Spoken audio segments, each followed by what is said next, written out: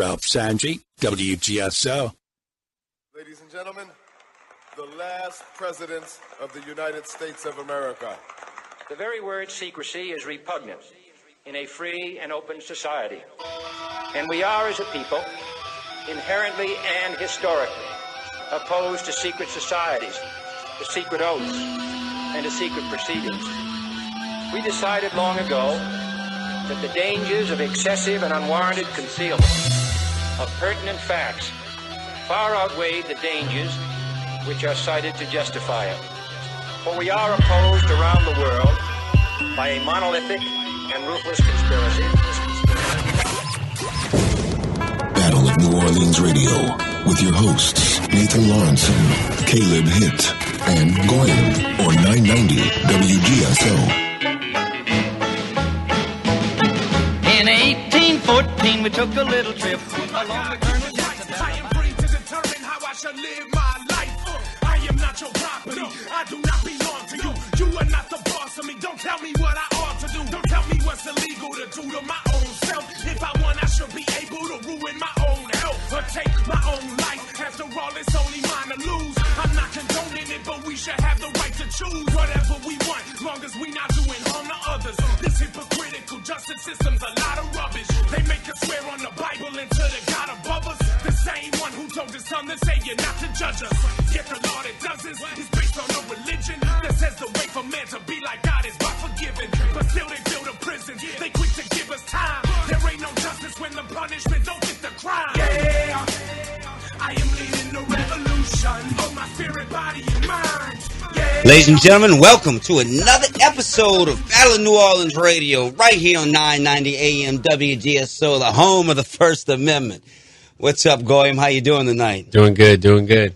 Yeah, that's right. It's great to be back in studio. About to get Caleb Hitt plugged in here in a second. We should have a terrific guest coming on the second segment. It's kind of up in the air. I got to see if he's coming on or not. But it will be, hip-hop star, Mr. K. Reno. He's been, in the hip-hop game since 1983.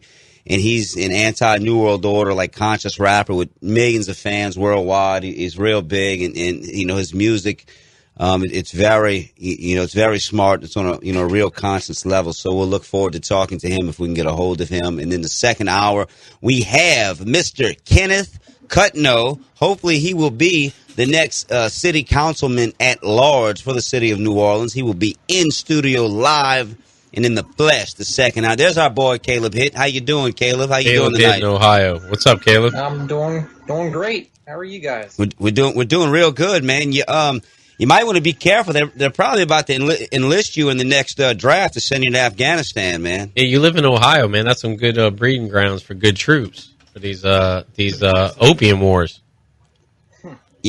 All right. It's awful funny that they re-kicked this war on the opioids and the war on drug, and then now where are we going? Back to the Taliban.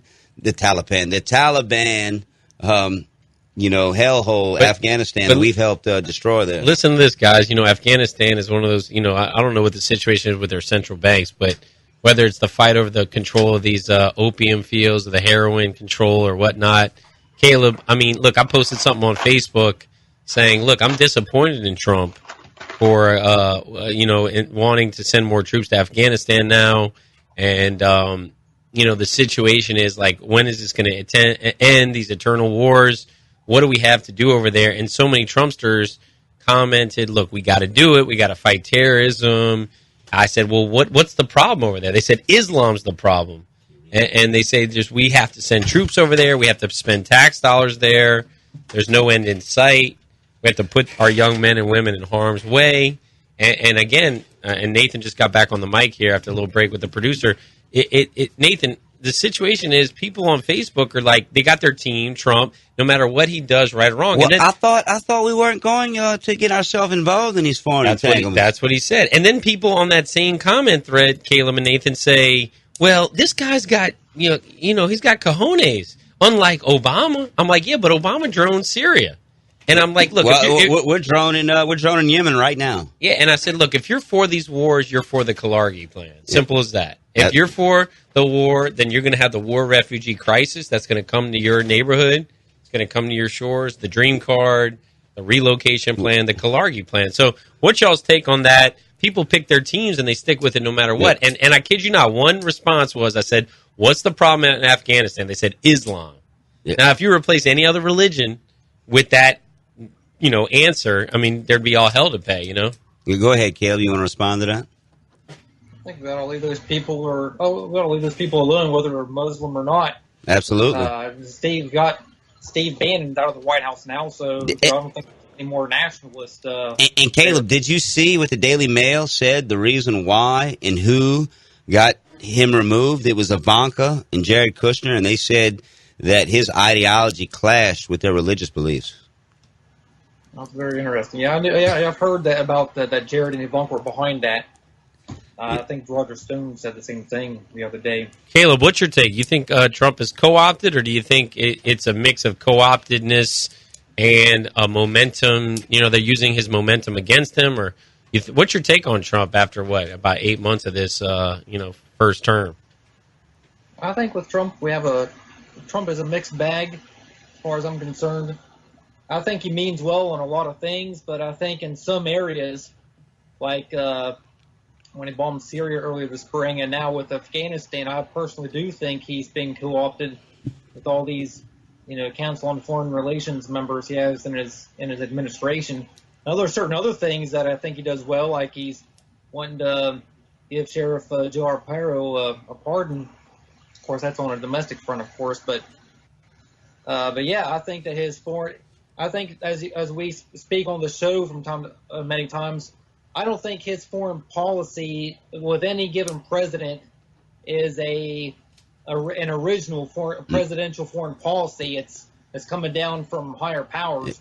Here's the deal: these presidents have no foreign policy. Their foreign policy is run by Goldman Sachs. Their foreign policy is run by these banks, because all wars are bankers' wars, and everything we're doing is leading us, to try to steer us into war. Okay, here's an example. Like we went on the border of Russia. We overthrew Crimea and the Ukrainian government. It was a democratically elected president, and then we installed a Nazi. Okay, I mean, I'm not saying he's a Nazi, but that's what they claim. He's a Nazi. So, but over here in the United States, if you walk down the street, you might be considered a Nazi, but yet we empower these same, individuals overseas to, cause, certain countries trouble. So it's very, very troubling. I tell you what, we have a caller. We usually, Joseph usually ends up on hold a long time. Let's take Joseph's call right now. Joseph, we appreciate you calling in always, brother. Go ahead. The floor is yours. Just a few days ago, we had a second U.S. naval vessel. It's a guided missile frigate. I think that's the nomenclature of it, the designation of it. I believe it's a warship. Now we're looking at two U.S. naval frigates. State-of-the-art warships, as far as I know. I don't think they're not from World War II. They're not from Vietnam era. But they're fairly new ships, I believe. Now, think about this for a second. Could those warships be repaired on the quick if something broke out by December between us and Russia, or Russia and us and Russia's allies?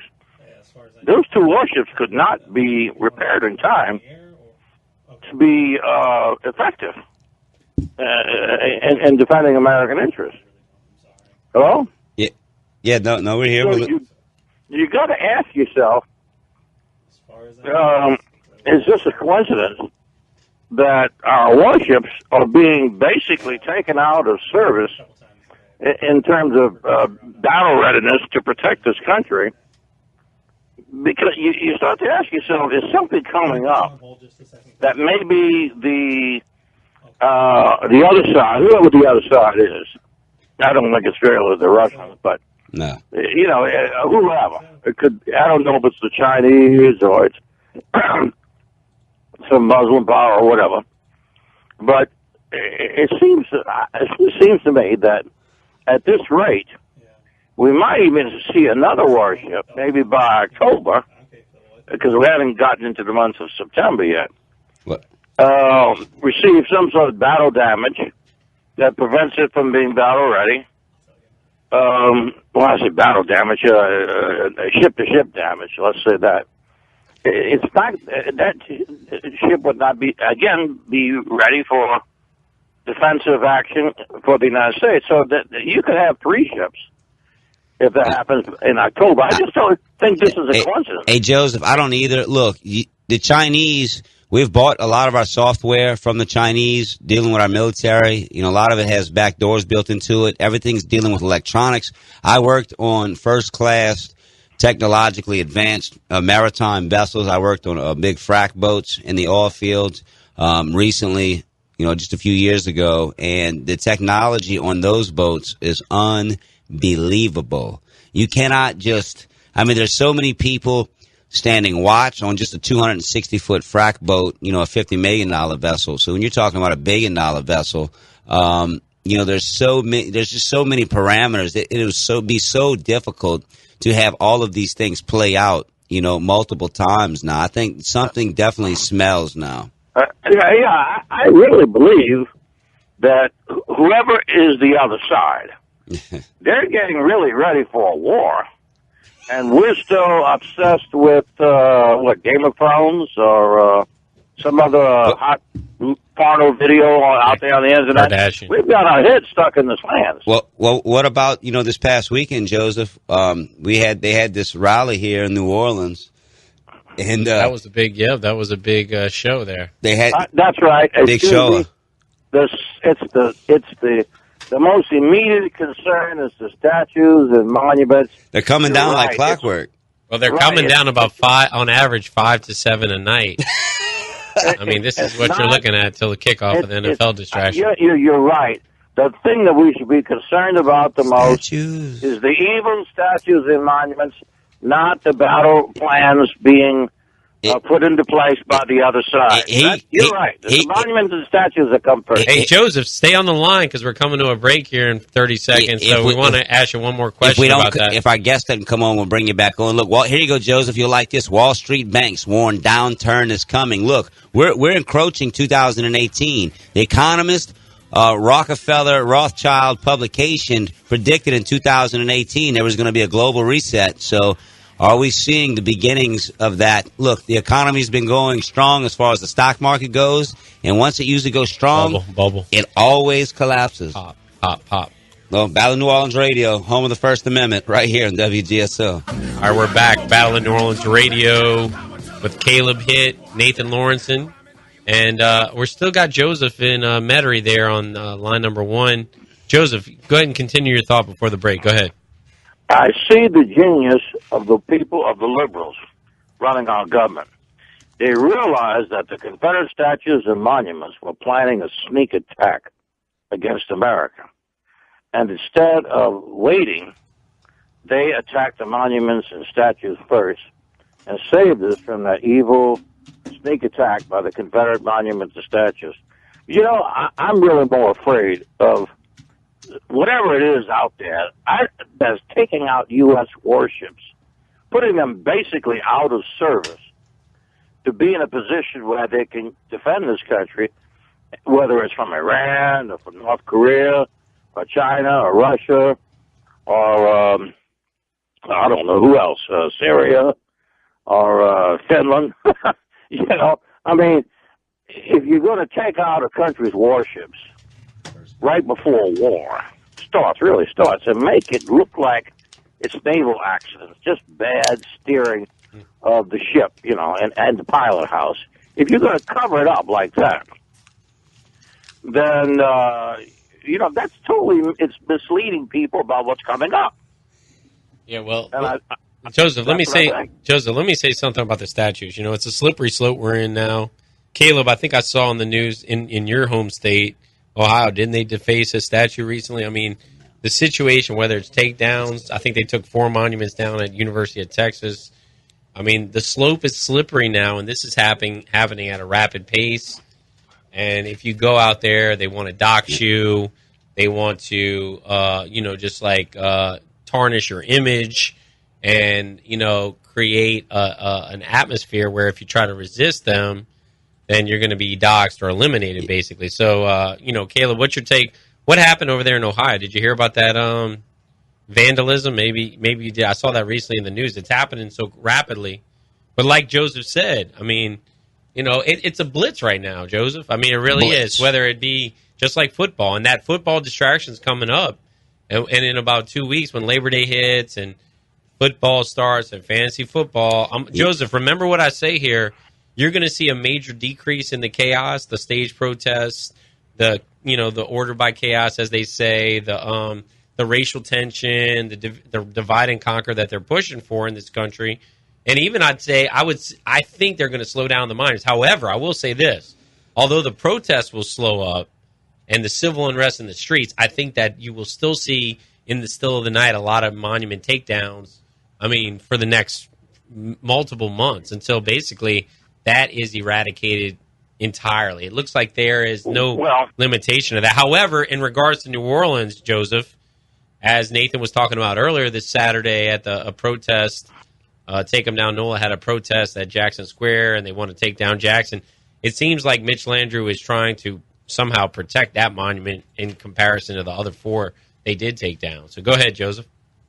Well, that's mostly because I think the merchant classes in the heart of New Orleans, what you want to call the business district, the French Quarter, whatever, they knew that you take the statue of Andrew Jackson down, what then do you call Jackson Square? You call it Landrieu Square? Do you call Janet Jackson Square. Take him down Britney Nola Spears Square? now. Yeah. What do you call Nola Square? Are you taking down Nola Square? Tubman. Government Square. How about this? Socially appropriate government square. Socially what's socially appropriate? The truth of the matter is, I never thought I'd think about this. But if we got into a war with Russia, I mean a real war, not a war contrived by the banks, but a war that at least one side really wanted to win, like the Russians, who really owe us payback for collapsing their economy. Back in, 1980, 79, 1980, somewhere like that, I think it was. Or 89, 88, I forgot when. But they owe us, and they really do owe us, because we really did bring their economy down. We collapsed the Soviet Union economy, economic system, whatever you want to call it. But they really owe us. And what I'm thinking about was that we're not really, because of all the distractions going on here in this country, and this long drawn out war stuff in Afghanistan and Iraq and all this kind of stuff, which now we got Syria. This country doesn't want to fight a real possible World War III scenario out. We don't want to fight that out. And I'm beginning to think that the only people that can stop this creep into communism that we're here. Yeah, we're not creeping to it, Joseph. It's here. It's here. I agree. Look, the Russians in the Orthodox Christian Church are making a hard comeback. And I totally agree with you. Look, we got to run, Joseph. We appreciate that, man. Appreciate you staying on hold with us. Appreciate you calling in. Appreciate your insight. Look, I agree. There's some problems in Russia. They do have a large Muslim population that has, went into some of the cities. But look, there's a lot of things good that are happening in Russia as well. A lot more good stuff's happening over there than here right now. It's crazy to say. Battle of New Orleans Radio. We'll be back. Ladies and gentlemen, we're back. Battle of New Orleans Radio right here on 990 AM WGSO, right here in the home of the Crescent City and home of the First Amendment. Look, I was coming across a little clip today on YouTube. It was Malcolm X on liberals So go ahead and cue that up, BJ. I Some think more white liberals came along with the 13th, 14th, and 5th Amendments, which were supposed to solve the race problem. The problem is still here. 9 years ago, 9 more white liberals, so-called, came up with what they call a Supreme Court desegregation decision, and the problem is still here. And then another white man named Kennedy came along running for president and told Negroes what all he was going to do for them if they voted for him, and they voted for him 80%. He's been in office now for 3 years, and the problem is still here. When the police dogs were biting black women and black children and black babies in Birmingham, Alabama, that Kennedy talked about what he couldn't do because no federal law had been violated.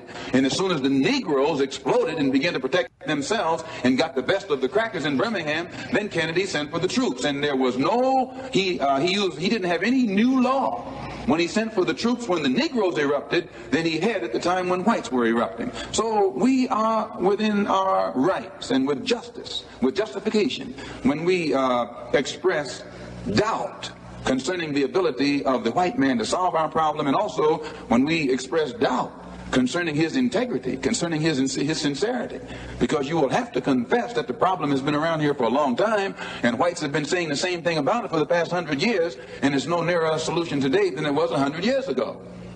Yeah, I wanted to play that clip just so some of these leftists out there really understood what some of these civil rights leaders really thought of leftists. You know, and that's just one. You can go and listen to Malcolm X and Muhammad Ali talking about really what they really think of these leftists and these liberals. It's very, very interesting. So I think, you know, for all you leftists out there that, you know, go look a lot of the stuff that happened during the civil rights era.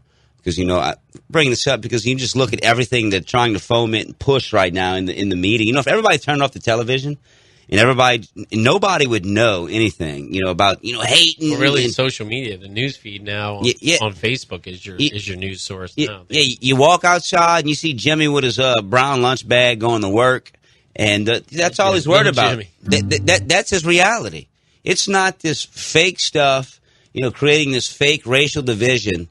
And, you know, it's really, really ridiculous. So, you know, look, I used to have a different I used to not agree with a lot of stuff, you know, that Malcolm X said. But if you really go back and listen and you just really... Same with Farrakhan. Oh, absolutely. A lot of the stuff he says makes a lot of sense. Yeah, a lot of sense. You know, you have to really remove... You know, you have to be smart enough, though, to really... Remove yourself from your team, yeah, just like your feelings. alignment, your feels and where your background is and this and that, and put all that on the side and just listen to the content. Just like the situation with Trump, guys. I mean, put all your feels Red aside. team, blue team, hut. I said, put all your feels aside, support our troops, don't send them over there where they're going to come back in body bags, come back to a divorced home after 3 years tour duty, this and that, old ladies cheating on them, lost limbs, tax dollars down the drain, for what? I mean, seriously, it doesn't make sense. Yet, they just say, well, I voted for Trump, I'm going to stick by him. Obama doesn't have any balls. Look, we got a call. This is somebody we haven't seen before. Little G in New Orleans. What's up, hey, G? Hey, how you doing, guys? We're good. Just sitting there wondering, you talking about Malcolm and Farrakhan and such, but you do know they were referring to what is considered now today the Republican Party, right? When you're talking about leftists, y'all know you're doing trying left or right, because during that time, the left was the right and the right was the left.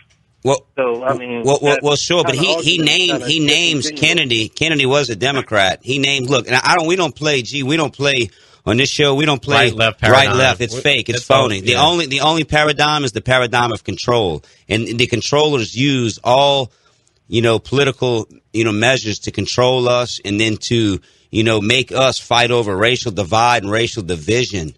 So, you know, we really don't play that on here. I'm just trying to point out, because we've been catching a lot of heat from certain just people on social media and stuff about just various points of views. And I was just watching some of that today. So, you know, I just think it's very, very interesting. You know, the whole right-left thing, man, it's a farce. It's really a farce. Go ahead, G. Keep on talking. Go ahead, man. No, I'm listening to you. I mean, I'm agreeing with you that you're absolutely correct. The whole right-left thing is a real farce. It's fake. It's a matter of control. Absolutely, man. We're all run by a group of bankers. All wars are bankers' wars. These same bankers run the military-industrial complex. These same bankers run the prison-industrial complex. Well, listen, I told my coworker Lucius, I told him at work the other day that, the real issues, like bipartisan issues that we got to deal with is, the Federal Reserve printing money out of thin air. That's making all of us struggle. That's a bipartisan issue we need to question. But yet if you question them or question the Rothschild central banks, you get blacklisted or blackballed, whatever you want to call it. I mean, you're seeing all the divide and conquer going on in society right now. So it's pretty clear. I'll say this again, though. If you look at what the globalists push, the agendas they push, I kid you not, like clockwork. Listen to this, G. It works around the sports calendar. I kid you not. Wait 2 weeks from when the NFL starts, a lot of this stuff is going to calm down. However, now they are pushing for this whole sit down with the national anthem thing. They want this stuff to get out of control. I don't know if they're funding these players to do it, but whether it's not at all. I will say this. Listen. I don't care. I don't get bent out of shape about it. What I'm saying is they're injecting propaganda now and divide and conquer in the sports that honestly blacks, whites, Jews, Gentiles, everybody needs as a distraction from the reality of life, and that's what we're tired of seeing all this stuff, this negative stuff on TV. So we want to. But I'm sorry, those guys are raising a serious issue. This is, I'm sorry, Kaepernick, and you said because this all started back when all the Black Lives Matter movement started and stuff, and that's when people started complaining when they were seeing athletes and stuff doing that. But those athletes were trying to convey a message to the general public that was not being received by the public. And see what? That doesn't have anything to do with the globalists. Listen, this is my take on it. It has no effect on me. But what you're going to see at the games now is you're going to see people sitting down too in the stands, and some people are going to. I know. What I'm saying is I'm not going to take offense to it, but this is going to be more division at a one event. What's the one thing in a city like New Orleans that we all come together Saints for besides games. Mardi Gras? Saints games. Now you're going to see division at the one thing that people actually get along with from all backgrounds, ages, races, and religions and creeds. Like a Coca-Cola, The thing is, but why would there be division? Because it shouldn't matter what the next guy's doing. If you would like to stand, you go ahead and stand. You're right. If you don't want to stand, that's not my. You're right. Thing. But see, if it doesn't affect you and me and Nathan or Caleb, it might affect the next person over. What I'm saying is the majority of people are going to fall for that right-left paradigm. Well, like I'm an ex-military. Why is this guy sitting down? Red, white, and blue. Well, I'm a black guy, and I'm going to sit down and stand with my black brothers. And they all might have some semblance of a point, but my point is it's going to create more tension. Either way, they're going to hijack it. The globalists are going to hijack it and steer it and use it against us. Exactly. And even though we might not fall for it or get offended, I don't care if somebody sits next to me and does that. I really don't care. It has no bearing on my situation. But what I'm saying, G, is the next guy over. He's going to go home that night after the game and post on social media. You won't believe what happened. I did 3 tours of duty in Iraq. I can't believe somebody said, I'm not going to. And that's what they're going to say. That's fine. Let them go ahead and be a keyboard warrior. That's no problem. You can post whatever you want on social media, But I have a right, or anybody else has a right. You're right about that. You're right about that. So it shouldn't be, and you have no say in what I do as an individual. Absolutely. Even if I was to stand or to sit. So I don't see where the division will come into play unless people have their own individual biases. They can't even express at that point unless they are on the keyboard, because you're right. They wouldn't have the balls to do nothing like that in person. You're right about that. They probably won't say nothing to their face, but they'll go home afterwards and go on a big long rant on social media. You're 100% correct. I will say this though: you're going to see more tension at the games this year than you've ever seen before. I'm talking with the players, with the people in the seats next to you, whether they say it to people's face or not. Again, I'm not saying it's going to affect G or me or Caleb or Nathan. I'm just saying the average lemming in society is going to fall for this stuff. You got something to say, Caleb? Go ahead, Caleb. Anything? Not why I'm Breeze throw that first touchdown pass or first bomb and all that. All that'll be out the window. The team's winning, that'll be out the window. But team losing, they're going to be focused on who sat down or who didn't or somebody. All that crap. Hey, G, well, we really appreciate your call, man. God bless, man. And look, we need to end all the division. Look, we're all ruled by the same elite bankers. They want to divide and conquer us, and they want to use any organic deal and steer it and make it their own. Go ahead, Caleb.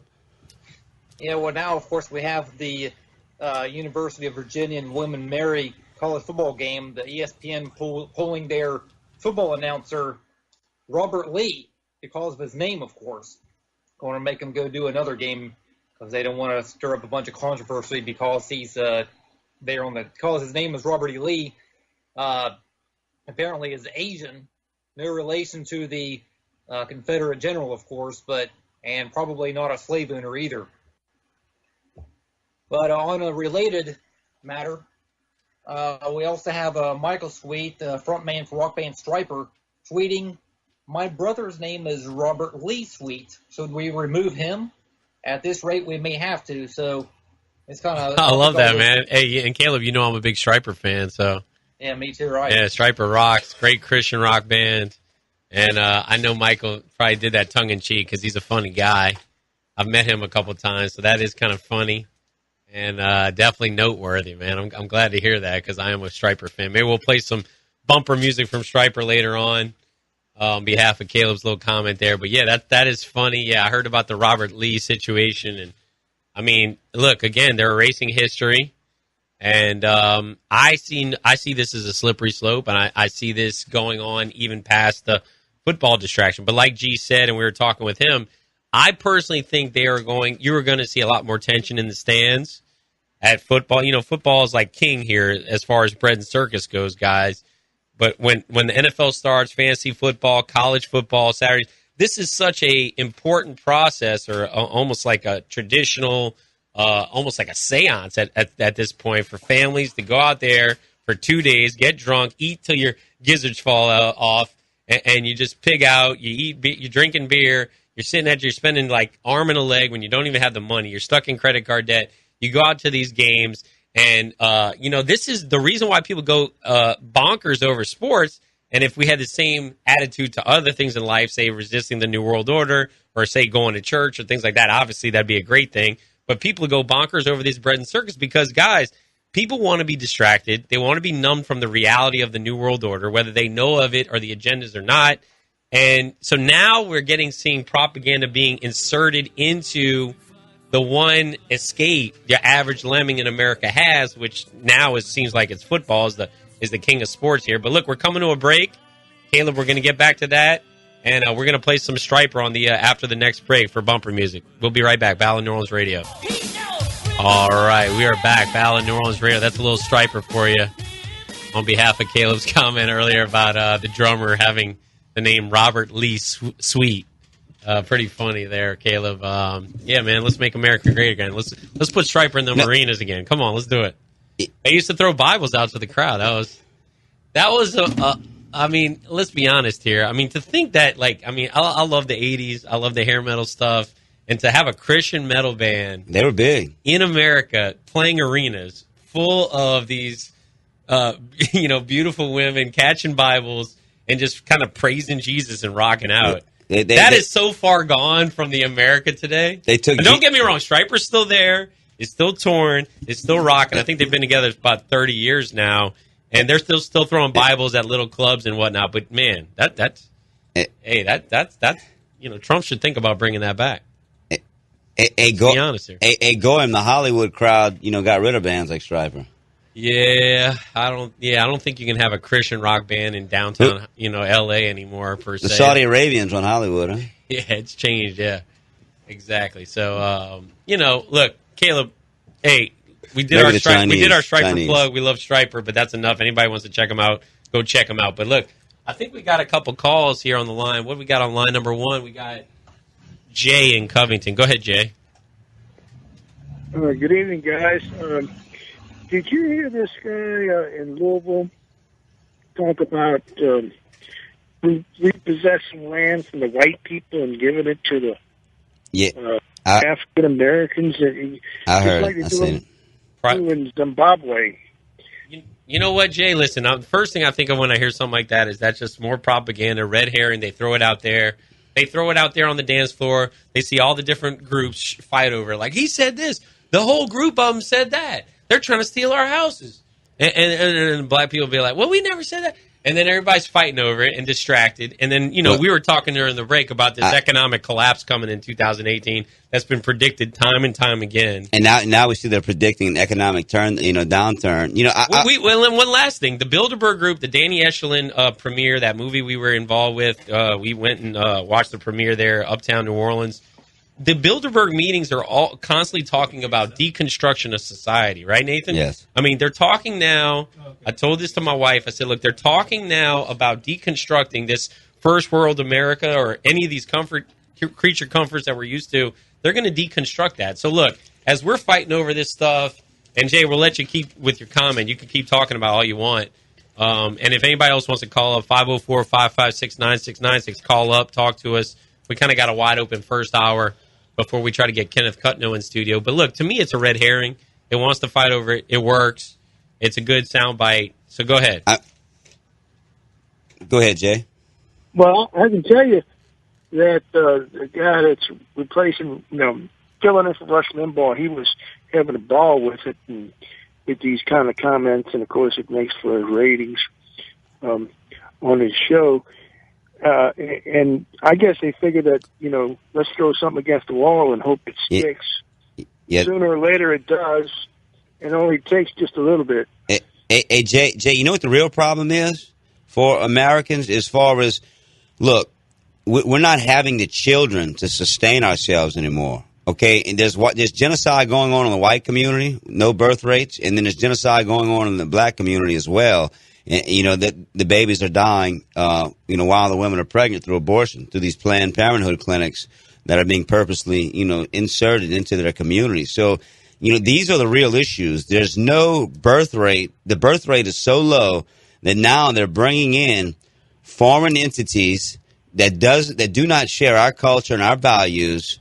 They talk about this in the 2000 depopulation document from the United Nations. They state on one hand that, look, don't have kids because the earth is overpopulated. Then on the other hand, they say, look, in the Western nations, United States, mostly Europe and even Russia, that the people there, the birth rates are so low that we're going to have to start wars. We're going to have to create wars in order that there's refugees relocated so the economic system does not collapse. We see that happening today. And Jay, these Trumpsters, I kid you not, I got firsthand experience with it.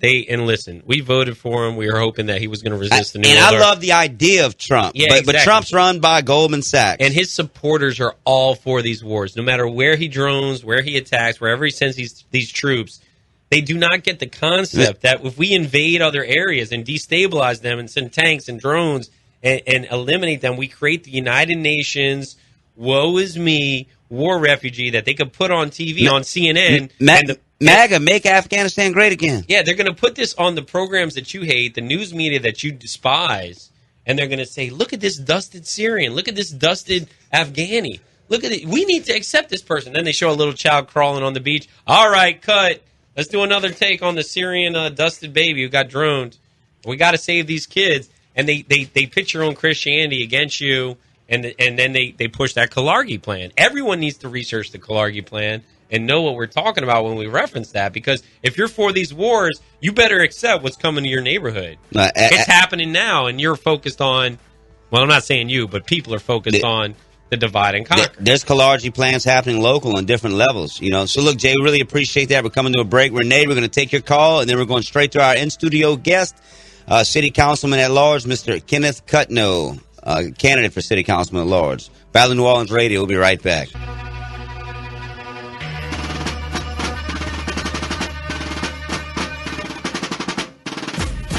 It's the Battle of New Orleans! Radio! Bringing truth to your eardrum! Ladies and gentlemen, we're back. Battle of New Orleans Radio, right here on 990 AM WGSO, right here in the heart of the Crescent City, home of the First Amendment, WGSO. Before we bring on our in-studio guest, Mr. Kenneth Cutno, we're going to take this caller, Miss Renee from North Carolina. How you doing, Renee? Really appreciate your call. Go ahead. Well, the answer might be sitting right under our noses in the history of the Acadians. Talk to me. Pencils and papers, folks. A 12-minute clip on YouTube called the expulsion of the Acadians. Now, I am Acadian and grew up there, but, you know, parents tend to leave out the gritty details. They kind of give you a very surface and sanitized version of the history where you really don't realize what was done to your people. And so the thing is, even and I grew up, I'm mean in the heart of it, okay? My grandparents' farm was, the Bayou Teche ran right behind their land. That's okay? beautiful. Bayou Teche is beautiful. That's beautiful country there. Right, yeah. So, I mean, I lived in St. Martinsville as well as I know what it's like. Yeah, so the thing is, but I didn't even know. I knew kind of the romantic version. But this woman, it's put out by Learn Liberty. It's called The Expulsion of the Acadians. It's 12 minutes long, and she tells how the Acadians lived and how this country would have maybe developed differently if people had lived like them, and how they lived at peace and prosperously with the Indians up around Nova Scotia until the English came along, okay? And with their lust for land and the way they so cruelly burnt their houses and stole their land and scattered them to the wind. And I tell you what, I had chills. I'm asking you, Nathan, because I know you, like me, you're from there. I don't know about the other guys if they're from there, but I really am begging you to. I really am begging you to listen to that 12-minute clip, because she goes on. She said, "What if this country had developed like the Acadians were? Like, I know y'all don't want all this war either. Like, it's no war. It's those English empire builders that caused the trouble. Okay, the thing is, they lived there. They did to the Acadians what they later did to the Indians. Okay, Renee, our people lived with them in peace and trade and prospered together. Well, you know, that's where we need to get back to. Peace, because right now we see the evil media is trying to divide everyone in this country at every level. I'm begging everybody in Louisiana to take the 12 minutes to watch the expulsion of the Acadians and contemplate that maybe the Acadians had the answer, okay? And maybe, if we could really get in touch with this, you know, maybe we could help turn people onto the way of the Acadians, and maybe we could get somewhere with this. Maybe we need to inspire ourselves and then maybe inspire others with this kind of erased history of the Acadians. Well, we really appreciate you discussing that, Renee, and I'm going to check it out. When I get home tonight, I'm laying in bed, I'm going to check it out. So I really appreciate that. I'll post on Facebook, Battle New Orleans Radio, Expulsions of the Acadians. So really appreciate that. 12-minute one, and thank you, Nathan, because like I said, we want peace, and they were doing it, they had it until the English came along with their lust and greed and ruined it all.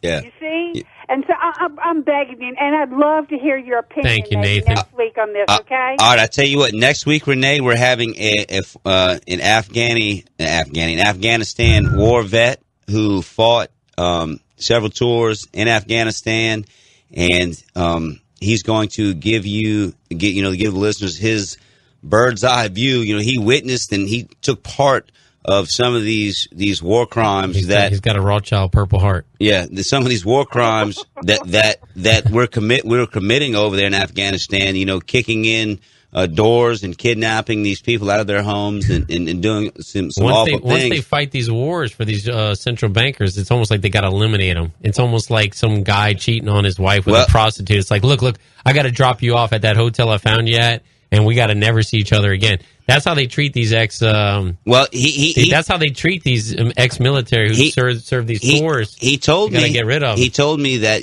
most of his friends come home and blew their brains out. Yeah, they come home to nothing: divorces, amputees, suicidal. Look what they did to Hugh Thompson. That's all that happened. I met him. That happened in Acadiana too, because I knew who his life partner was. Hugh Thompson, the helicopter pilot. With the hero of the My Lai massacre, and even other veterans and stuff would give him death threats and stuff. They did everything possible. My favorite veteran in the entire planet is Hugh Thompson, And so, like I say, that's a very good story, too. And it shows, like I said, he was the one in the right, but the entire Pentagon and fellow veterans made his life a living hell. Hey, why don't I sound like I'm from Acadiana? I don't know. Are you? I got some of that blood. I just don't sound the part. I'm a shapeshifter. Hey, Renee, really appreciate your call. Call back in next week. Look, let's interview. Let's turn it over to our in-studio guest. He's running for city councilman at large. I really like some of the stuff he has to say, and I think it's a chance to bring in some new leadership. We got some independent candidates in there. Get some real new blood in there. Yes, some new leadership. Some new blood that's not tied to some of these old political families and some of these people that have been in there for multiple years. So, look, let's introduce Mr. Kenneth Cutno. We really appreciate you coming in studio, Mr. Kenneth, and we appreciate the opportunity for you to explain your message. So go ahead, Mr. Kenneth. What is your message to the people? What directions or what steps can we take to put this city in the right directions? Go ahead. The first step we can take is change our leadership. Absolutely. We need to vote on October the 14th. We need to vote on October the 14th for new people, new leadership, new vision, and someone that is more progressive than what we've been dealing with. Year after year, election after election, we keep electing the same group of people over and over again. And every election, they come to us, they promise us they're going to create jobs, they're going to stop the crime, they're going to improve our condition, and once we put them in office and vote for them, they leave. We see them again the next election. Then they promise us the same thing: improve jobs, eliminate crime, make our community better, and then they leave. Well, we need to stop voting for these people. For 20, 40 years, our city of New Orleans has been declining because we constantly elect the same people over and over again. So I'm asking you to give me a chance to be your new leader, your new council member for the city of New Orleans. And let me say this, before Kenneth came on the air, during that break about 10 minutes ago, we were talking about, and he's talking about the decline in New Orleans the last 20 years. We've been saying on the show for a while that it seems like they're doing everything they can to push people out of the city, white and black. They're using crime against us to scare people out. Now you're seeing, Kenneth was talking about, and Nathan was too during the break, the billions of dollars lost, how we should have state-of-the-art drainage, how we should have state-of-the-art. We got a new jail. We got a state-of-the-art jail, of course. I never realized that. Right. Yeah, exactly. We got a state-of-the-art jail, but what's up with state-of-the-art potholes?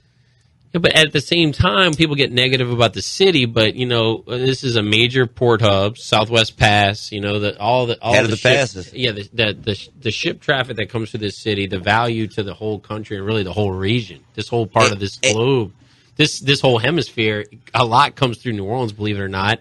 So as people get negative about things, realize these globalists might be pushing to clear people out so they can access these resources that much more easily, So there's a mass exodus in Louisiana, period. Yeah, and there's resources here, though. They push this agenda to clear us out. We talked about the gentrification of predominantly African-American neighborhoods, and you're seeing these out-of-towners with plates from New York, from Maryland, California coming into neighborhoods. These are, and they're getting priced out. The natives are getting priced out of living in the neighborhoods they've been in, their grandparents have lived in for decades.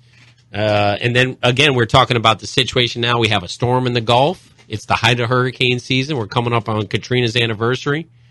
And, we're going to get tested this weekend with this storm. I think it's going to be a good test. I think the city needs the test. But the question is, does Mitch care? Does this administration care? It doesn't seem like they cared August 5th. Kenneth brought that up during the break. And we'll see what happens. But, people are scared right now. If you live in the city, you're trying to hold on to your love for the city, you're scared because what you saw August 5th was just major malfunctions, major malfeasance, and the cronyism. And Nathan, what was that number? How many billions of dollars came into the city after? Mr. Cutno has the answer for that. $158 billion. And where is that? Well, that is the biggest question that we are trying to figure out. Mm-hmm. But right now, we need to focus upon changing, reforming our government, creating a new government, a government for the people, for the voice of the people. And that's what we need to start thinking about right now. We have a mayor that is not qualified to be our mayor any longer. He has jeopardized our life. He has destroyed our homes, our cars, our businesses, and he's just not qualified. And we need to get the council to make a decision to remove him so that the people can feel safe again. Because right now we're living in unnecessary trauma. This weekend, we don't know what to do. Mm-hmm. We don't know whether we should pack up and leave or put our cars in the garage at Superdome somewhere. Yeah, park on the levee, yeah. Yes, we don't know what to do this weekend. Yeah, and you don't want to leave your house behind, your belongings behind. You don't want to get on the road. You don't want to get into a situation on the road, Kenneth, where you're going to be in a bind with street flooding. So, I mean, it's a catch-22. It's that time of year, and it's just sad that we're trying to deal with this last second, if Mitch is even trying to deal with this last second right now. And it looks like by Friday or Saturday, we're going to be having a good bit of rain droppage here in this area, and we'll see what happens. Look, we got 1 minute. Look, let's go to this call real quick. No. Oh, wait, hold up. We're gonna come in. He's got a question for us. Okay. We're gonna wait. Look, I wanted to say something. You was talking about the port. You know, Louisiana and New Orleans has done everything to run business out of the state and the city. You look at the port, Mr. Kenneth, is the ship pilots have raised their prices so high that many of these other ports now are starting to they're starting to grow. You look at Corpus Christi, Lake Charles. So we're actually losing some ship traffic because it costs people too much money to bring their goods here. So they go to Lake Charles, they go to Corpus Christi. Houston. So this is another just a blatant example of, entities around in our area that are driving away industry. So when we get back, we'll have maybe Mr. Kenneth Cutno touch on that, and then we will take this call. Battle of New Orleans Radio. We'll be right back. Ladies and gentlemen, we're back. Battle of New Orleans Radio right here on 990 AM WGSO, the home of the First Amendment. Look, everybody tries to put everybody into a box. The media, the government does this. Look, Bill Clinton's mentor discussed this. He was inside the system. I can't think of his name right now. He wrote, what's the book he wrote? Man, I'm having trouble right now. Tragedy and Hope, Carol Quigley. He discusses in his book that, look, Republican and Democrat, that doesn't even really exist. That only exists for us. The elitists use a system of totalitarianism to control all of us. Okay? So, if we outnumber these people, and if the citizens of the world ever figure that out, that we actually outnumber these elite groups, then, maybe we can make a change. And look, man, don't put us in a box. Not right, left, fake Republican, fake Democrat. It's all baloney. It's baloney, man. Look, let's go take this call. We have Anonymous in Uptown. Question for Nathan and Goyam. Go ahead, Anonymous from Uptown. Hey, how's it going? My question is basically, how you doing, Goyam? My question is basically like, same thing the last caller talked about, with like, all these new politicians that get into office, they promise everybody the world, and now they never deliver. And then another thing with the divide and conquer, with trying to create the race war between the blacks and the whites. Like, when is it going to be to the point that, of course they want to get civil unrest where they can create martial law, but like, you ever think about it in the back of your mind to where like, what I'm gonna be, how am I going to prepare for that? I'm going to prepare for that when it comes, and then you stuck. While you got the civilians fighting against each other for like the last food that's in the grocery store, like a Katrina type scenario that's nationwide. Like, when do people actually smart enough to be like, hey, I need a plan B, I need a plan C. Like, if I got to get out of this country to be able to survive, like that's how extreme it is to me. Look, Anonymous. The best thing, the first step. Of course, everybody needs to prepare for any kind of disaster, for anything. Animals prepare. It's insane not to. Here's the deal: if everybody turned off that television, we wouldn't even know. We wouldn't even know that everybody was supposed to hate each other. We wouldn't even know. You would see your neighbor Johnny going to work with his brown paper bag. Oh, what's up, Johnny? How you doing? Mm-hmm. Oh, what's up, Billy? Nobody would know we're supposed to hate each other. Yeah. Turn the television off and prepare. So look, we appreciate that, Anonymous. And we're wearing these politicians on our sleeve. Like, people come up to me and they go, "Did you vote for Trump?" Like, there's almost like they're asking me like a Jehovah's Witness. Obama, like, Trump, Hillary, Trump. Like, or did you accept Jesus Christ as your Lord and Savior? It's like, did you accept Trump as your Lord and Savior? And if I say no, but what I'm saying is, you know, like 9 out of the 10 people I tell this to, 9 of them think I'm crazy. So I mean, you got less people that actually know what's going on than the people that don't know what's going on and don't really care. Like, oh, I don't care. The government's the people are going to do what they want anyway, and they have that I don't care attitude, and I hate it. Well, no, we agree. And look, we have an in studio guest, Anonymous. We appreciate the call. So we'll say real quick, and we want to get back to Kenneth Cutno. And if anybody has a call for him, 504-556-9696. Please keep the call to him. Yeah. And look, as far Anonymous, listen, our situation is like this. Look, I don't know if they're trying to depopulate us. You're seeing it with Planned Parenthood, with the abortions in the black community, the white community. With a birth rate, zero birth rate. You're seeing the broken homes. You're seeing the debt matrix. You're seeing the wars overseas. You're seeing the refugee crisis. You're seeing stuff in Venezuela and Europe, depopulation across the board. You're seeing countries being destabilized and just like misery, like human misery. And it seems like these elites are pushing for this when, you know, they tell us that the world's overpopulated, yet Nathan said time and time again, that's a bunch of baloney. It is. You can fit the whole world in the state of Texas and give them a half acre of land. So there you go. Anyways, look, let's get back to Kenneth. And if anybody wants to call him up with a question, he's running for city council. 504-556-9696. We got about 30 minutes left in the show. But Kenneth, look, I'm so frustrated with the malfeasance August 5th, and they came to fruition. We saw, you know, and now look, we got this little storm out there, tropical storm Harvey. They said it's going to be landing somewhere between Corpus Christi and the Louisiana coast, somewhere from Texas to Louisiana. Then it might stall, and it might stall over New Orleans over the weekend. So again, how are we going to handle this? Is this situation going to create that civil unrest that Anonymous just talked about? We don't know. But look, we got 1 minute to the break. We're going to get Kenneth's response on that. And, you know, it's really frustrating for me personally, because I know a lot of people are frustrated, but what do you do about it? This is the question we have, guys. Do we leave the city that we were all raised in and cut and run like it seems like the globalists want, and put a for sale sign and quit and give up and move out? Or do we stick it out and put up with this constant agenda of high crime, no accountability in City Hall, no accountability, no transparency, no accountability at Sewage and Water Board? So look, we're going to be right back with Kenneth Cutno's answer on that. Battle of New Orleans Radio. Yeah, look, go support people that haven't been in office. Support new politicians. Check out Mr. Kenneth Cutno. Yeah, exactly. We'll be right back. Battle of New Orleans Radio. Ladies and gentlemen, we're back. Battle of New Orleans Radio, right here on 990 AM WGSO, right here in the heart of the Crescent City. Go ahead, and re-ask your question for Mr. Kenneth Cutno, and then let him respond quickly. No, I mean, like the malfeasance with the New Orleans Sewage and Water Board, the money lost. The situation now, we're going to get tested this weekend, which I think honestly is a good thing for us. It's a good thing. We're going to see where we stand. But are they trying to push us out? Are we going to get solutions to this? Is there going to be transparency? And another thing that comes to mind, you see Lee Zurich from WVUE investigating all he won't touch any all this other stuff. But where's he at investigating this? He won't touch it. Won't touch it with the 10-foot pole. So I mean, look, the question is, Sewage and Water Board, there's a lot of red tape. There's a lot of people that say they're engineers and they're getting paid six figures, and nothing's getting done, and it's just gross malfeasance. And so, how do we fix that, Mr. Kenneth? Well, in all due respect, it's not a good thing that we're about to get tested this weekend. Yeah, we're not ready to be tested yet. The poor people are not prepared, and we have 40% of our kids living in poverty.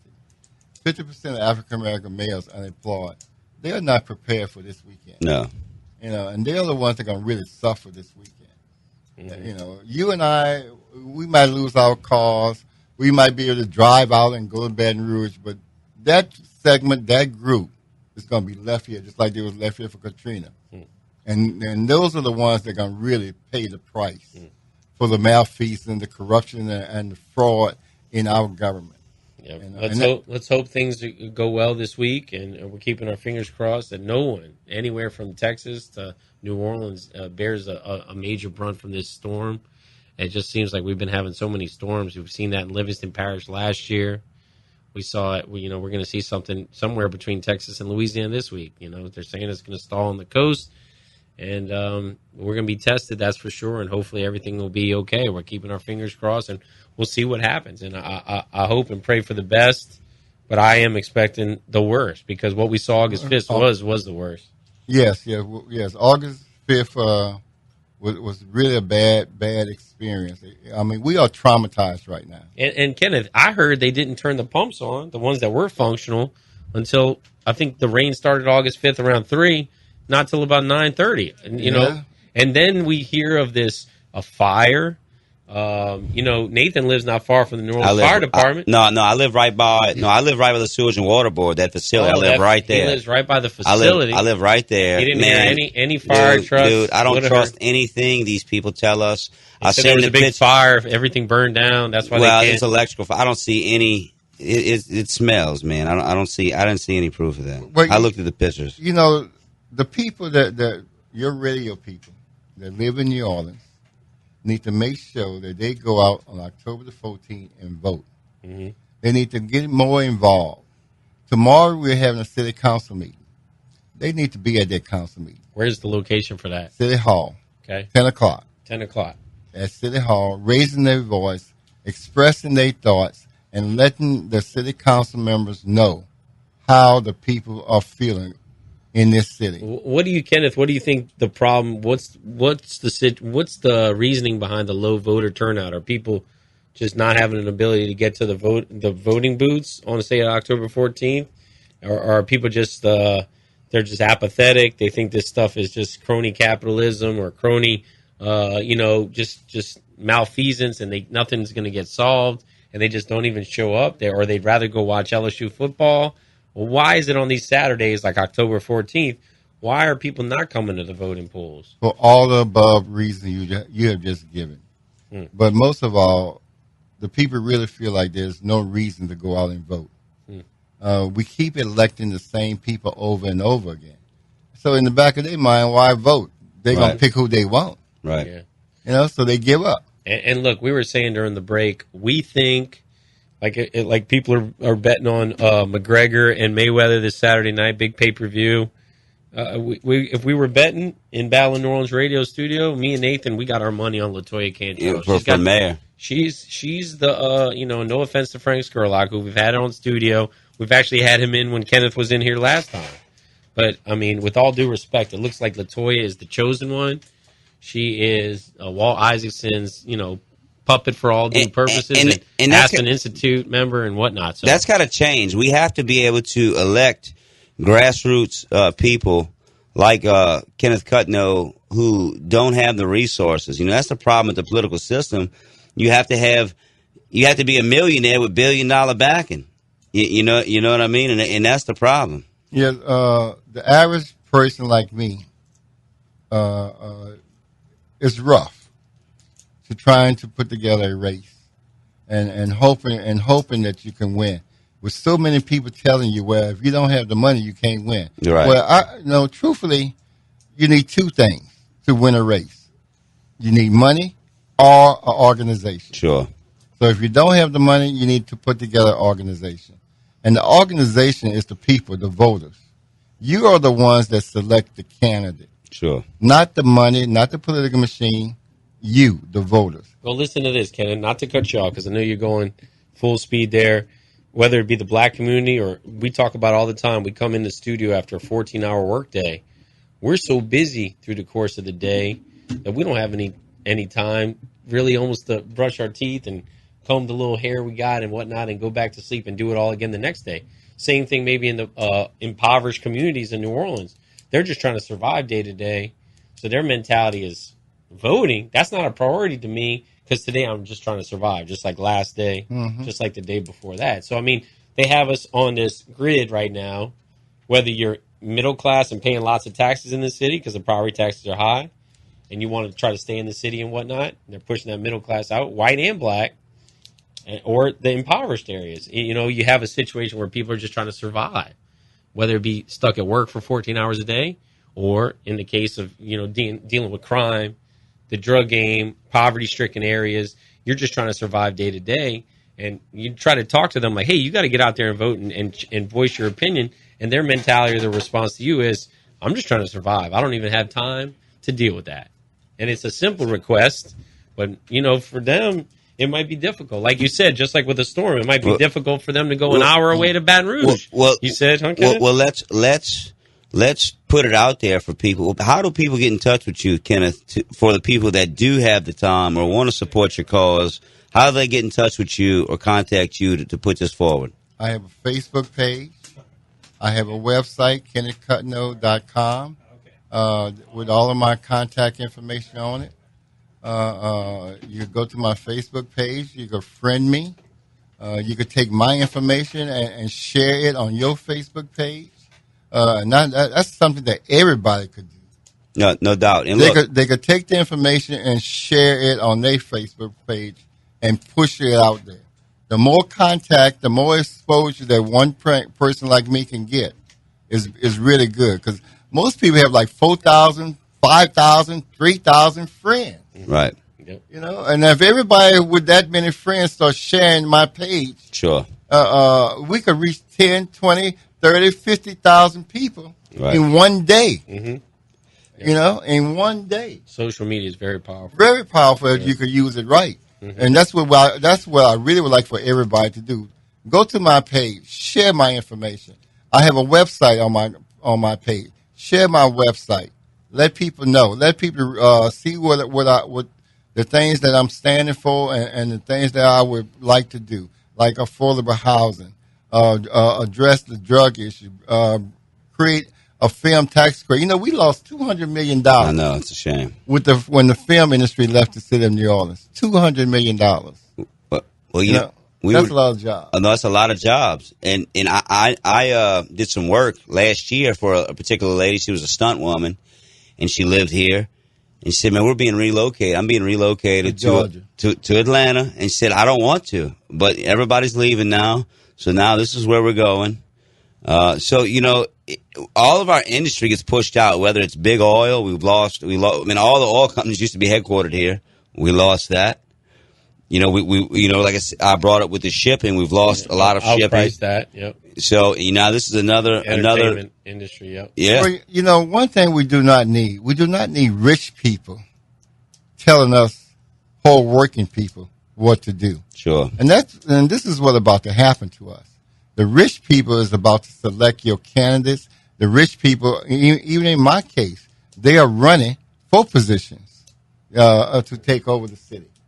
And that's the last thing we need to do is let rich people start telling us what to do. Yeah, and not only rich, but not even really natives or locals in some ways.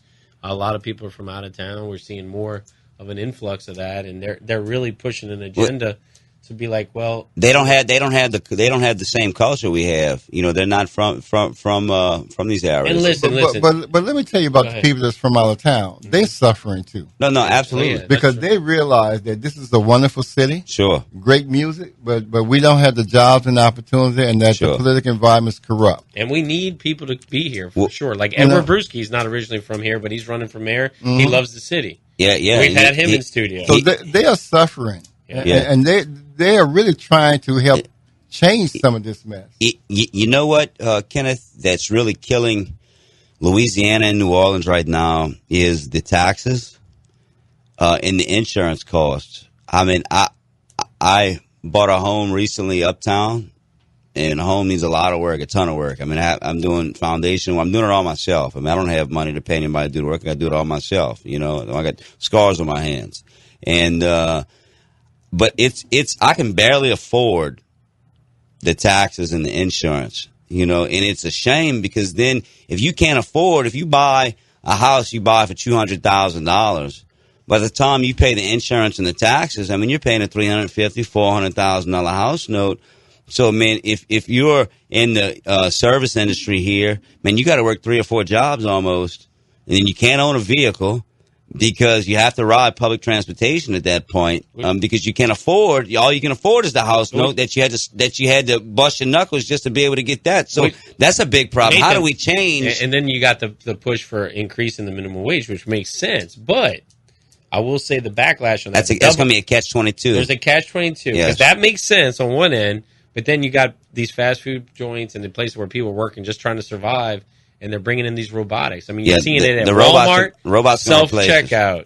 You're seeing it at the fast food joints, and that's the next step with that. So on one end, they need more sustainable income, $15 an hour. People are pushing for them, and then on the other end, a lot of these corporate businesses are going to be pushing for that technocracy, that robotics. Well, that's one. I'm pushing for a technology training program because automation is coming. It's coming like a freight train. We need to get our people prepared to fix these machines, to know how to program these machines, to know how to work on these machines, because that is the future. You're right.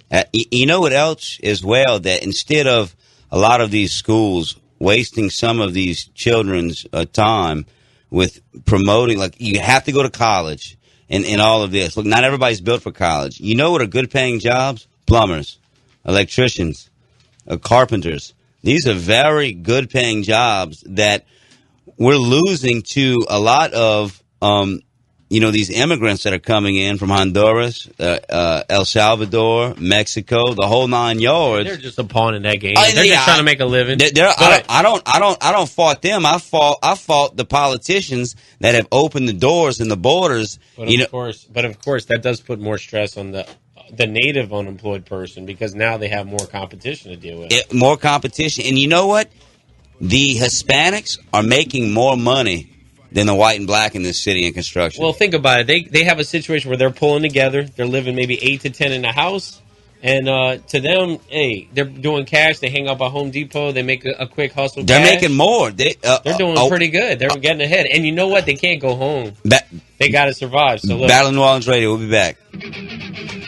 Ladies and gentlemen, we're back. Battle of New Orleans Radio. It's our last segment of this Wednesday. We got Mr. Kenneth Cutno in studio. Look, man, go check out his Facebook page. He's always posting. He's very personable. Hit that man up. Send him a Facebook message. He'll talk to you. Let him know how if you want to get involved or not.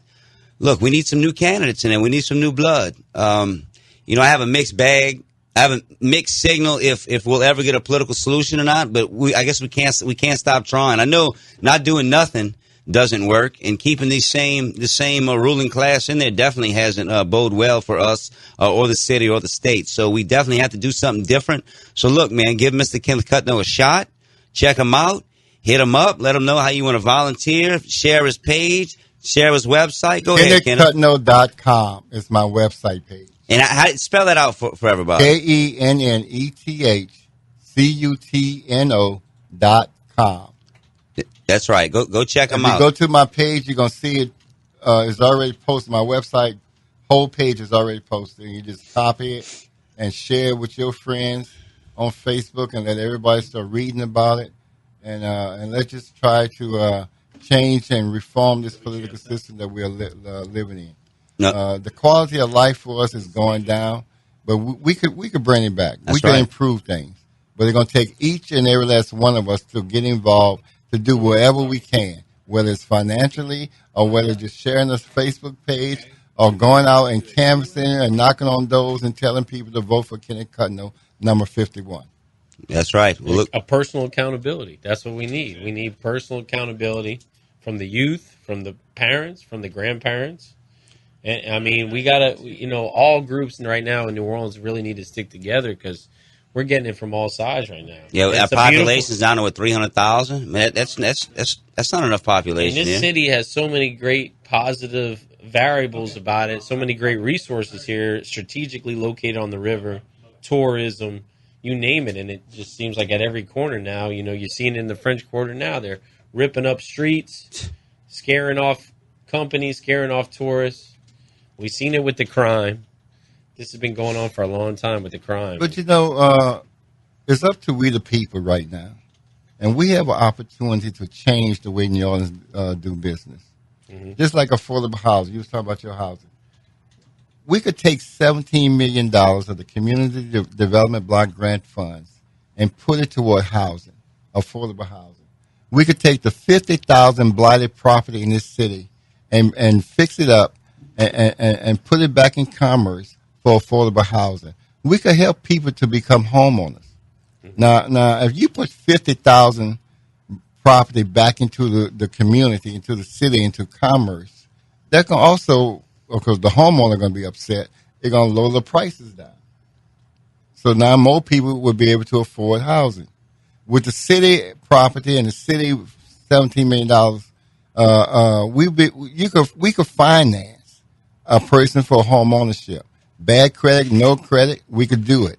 We could give you a soft second, a down payment. We can give you a loan. We can give you a grant money to make sure that you become a homeowner. We have the tools and the resources to do these things.